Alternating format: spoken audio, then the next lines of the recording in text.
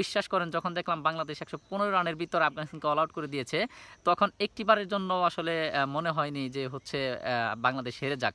আসসালামু আলাইকুম, আমি আল মুক্তাদির বিল্লাহ। বাংলাদেশ জাতীয় ক্রিকেট দলকে ধন্যবাদ দিয়ে আসলে ছোট করতে চাই না। তারা যা করে দেখিয়েছে সত্যিই তা অসাধারণ, সত্যিই তা অবিশ্বাস্য। তারপরে কয়েকটি কারণে ধন্যবাদ তাদের দিতেই হয়। তো ধন্যবাদের পর্ব আগে শেষ করি। প্রথমত ধন্যবাদ তাদেরকে, কারণ তারা অস্ট্রেলিয়াকে হারিয়ে দিয়েছে। এমনি ম্যাচে তো হারাতে পারেনি, কিন্তু নিজেরা বাদ পড়ে অস্ট্রেলিয়াকে হারিয়ে দিয়েছে। আবার ধন্যবাদ দিতে হয় তারা আফগানিস্তানকে আসলে জিতিয়ে দিয়ে আফগানিস্তানকে সুপার ফোরে পাঠিয়েছে।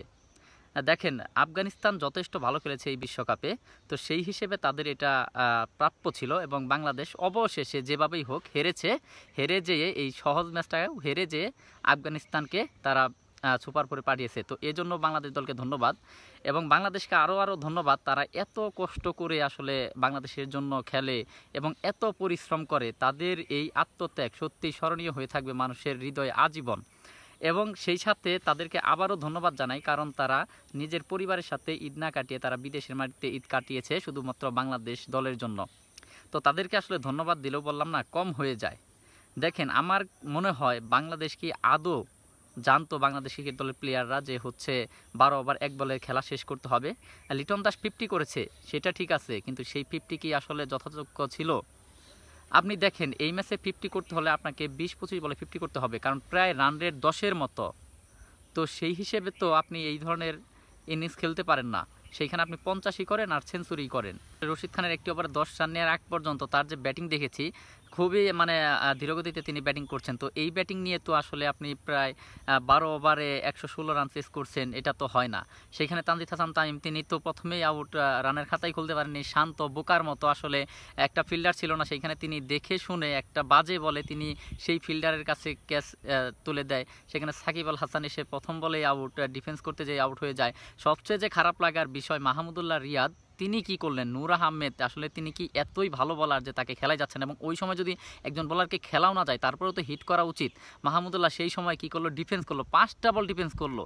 তার মতো একজন অভিজ্ঞ ব্যাটসম্যান এরকমটা কিভাবে করতে পারলো সেটা আসলে মাথায় আসলো না। তারপরে হচ্ছে একমাত্র আমার কাছে মনে হয়েছে তাওহিদ হৃদয়, যিনি আসলে জয়ের জন্য খেলেছেন, কারণ তিনি এসেই প্রথম থেকে হিট করার চেষ্টা করেছেন, যদি আনফর্চুনেটলি তিনি আউট হয়ে গেছেন। কিন্তু তার মধ্যে একটা ইন্টেন্ট ছিল যে হচ্ছে বাংলাদেশকে 12 ওভার 1 বলে ম্যাচ শেষ করতে হবে। আর কোনো ব্যাটসম্যানের মধ্যে এটা লক্ষ্য করিনি। তো বাংলাদেশকে আসলেই জানতো 12 ওভার 1 বলে তাদেরকে শেষ করতে হবে। যাই হোক, বাদ দেন, বাংলাদেশকে নিয়ে যতই কথা বলবো ততই মন খারাপ হবে।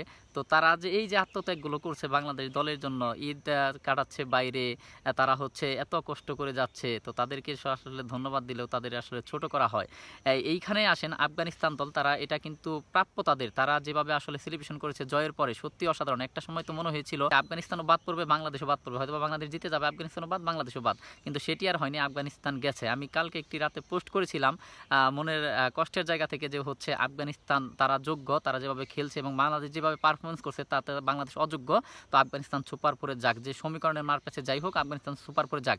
কিন্তু বিশ্বাস করেন যখন দেখলাম বাংলাদেশ ১১৫ রানের ভিতর আফগানিস্তানকে অল আউট করে দিয়েছে, তখন একটিবারের জন্য আসলে মনে হয়নি যে হচ্ছে বাংলাদেশ হেরে যাক। তখন চেয়েছি যে বাংলাদেশ জিতুক, হয়তো বা এটাই দেশের প্রতি টান থেকে আসলে চলে এসেছিল। কিন্তু যখন আবার দেখলাম যে এই ধরনের ব্যাটিং লাইন আপ, তখন মনে হয়েছে যে শেষের দিকে আমরা তো আসলে 12 ওভার 1 বল শেষ করতেই পারছি না, তখন মনে হয়েছে আফগানিস্তানই যাক। অস্ট্রেলিয়াও এদিকে বাদ, বাংলাদেশও বাদ, তো আমরা অস্ট্রেলিয়াকে নিয়ে বাদ পড়ে গেলাম। আমাদের দামাল ছেলেরা তারা আসলে করে দেখিয়েছে। তাদেরকে আমার কাছে মনে হয় তাদের বেতন আরও বৃদ্ধি করা হোক এবং এয়ারপোর্টে আসলে তাদেরকে ফুলের মালা দিয়ে এবং সাত খোলা বাসে তাদেরকে আসলে সংবর্ধনা দেওয়া হোক। তারা যা আসলে করে দেখিয়েছে সত্যিই তা অসাধারণ, সত্যিই তা অবিশ্বাস্য। তো তোমরা দেশে আসো, তোমাদের জন্য আমরা অপেক্ষা করছি। তোমরা এভাবেই দেশের মান সব জায়গায় আসলে অক্ষুণ্ণ রাখো। সবাইকে ধন্যবাদ। আল্লাহ হাফেজ।